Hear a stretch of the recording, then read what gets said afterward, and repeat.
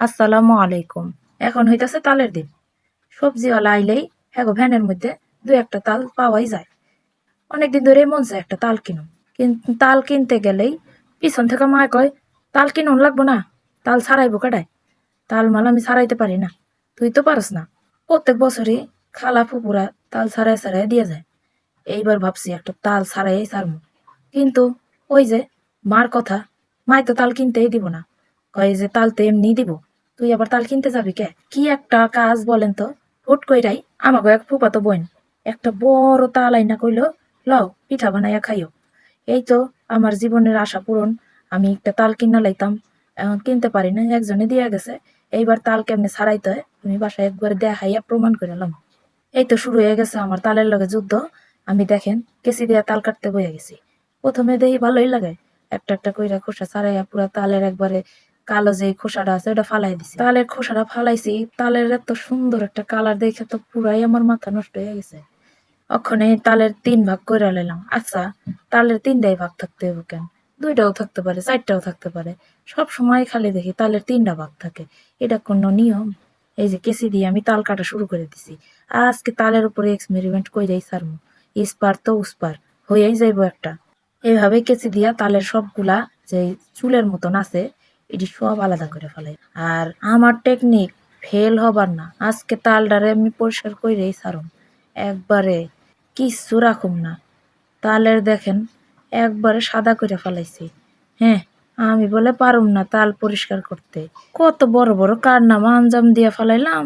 আর এরা কোন ছাই তাল। আস্তে আস্তে সবগুলা তালের মাথা থেকে চুলগুলারে ক্যাচ ক্যাচ করে কেচি দিয়া কাইটা লইলাম। মায়া তো দেখা কয়, তুই এডি কি করতাছো, তাল এমনি ছাড়াই, তোর এডি কে শিখাইছে? মায় তো আমার লগে একবার গাইলাগালি বকাবকি শুরু হয়ে গেছে। আমি কইলাম আরে দাঁড়াও, আমি ইউটিউবে দেখছি এমনি করে তাল ছাড়াইলে খুব বলে ইজি তাল ছাড়ানো যায়। এই দেখো আমার কেরামতিটা খালি তুমি দাঁড়ায় দাঁড়ায় দেখো। সবগুলা তাল একবারে ছাড়ানো হয়ে গেছে। আর এই দেখেন একবারে সাদা করে ফেলাইছি। তিনোটাই আমার এমন করে পরিষ্কার করা হয়ে গেছে। এইবার আমি কি করুম, এই কেচিটারে ভালো করে পরিষ্কার মরিষ্কার কইরা থুইয়া দিম। থোয়ার পরে একবারে আটা যেমনে মথে হেমনে কইরা তালডিরে মথন শুরু করে দিম। কেউ ভাববেন না এটা আবার আমার নিজের বুদ্ধি। ইউটিউবে দেখলাম যে এমনি কইরাই বলে খুব ইজিলি তাল বাইর করেন যায়। এলিগায় আমি কিন্তু কাজটা শুরু করছি। নিজের ভিতরেও ভয় লাগতেছে, মাও দাঁড়ায় রয়েছে চক্ষু বড় বড় কইরা, আমি যে কি করতাছি সেটা দেখার লেগা। দাঁড়ায় দাঁড়ায় আবার কইতাছে, দেখিস বেশি পাতলা কইরা লাইস না। এই দেখেন অনেকক্ষণ এমনি কইরা একটু একটু করে পানি দিয়া লাড়তে লাড়তে দেখি যে না, ভালোই হইতাছে। এই চুল যতটি আছিল সব তাল ছাইরা দিয়া আমার হাতের মুঠির মধ্যে আয়া পড়তাছে।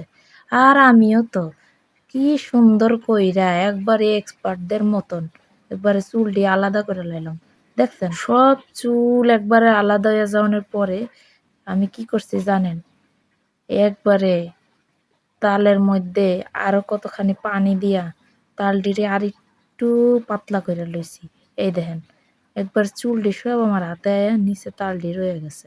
তালের গামলাটারে একটা সাইডে থুইয়া দিলাম, দিয়া আরেকটা পাতিল লই আইছি, মার অনেক পুরাতন একটা পাতিল। সেইটার উপরে একটা পুরান ওন্না ভালো কইরা ধুইয়া রাখা, ওন্নাটারে 2 ভাঁজ কইরা তালটি দিছি ডাইল্লা।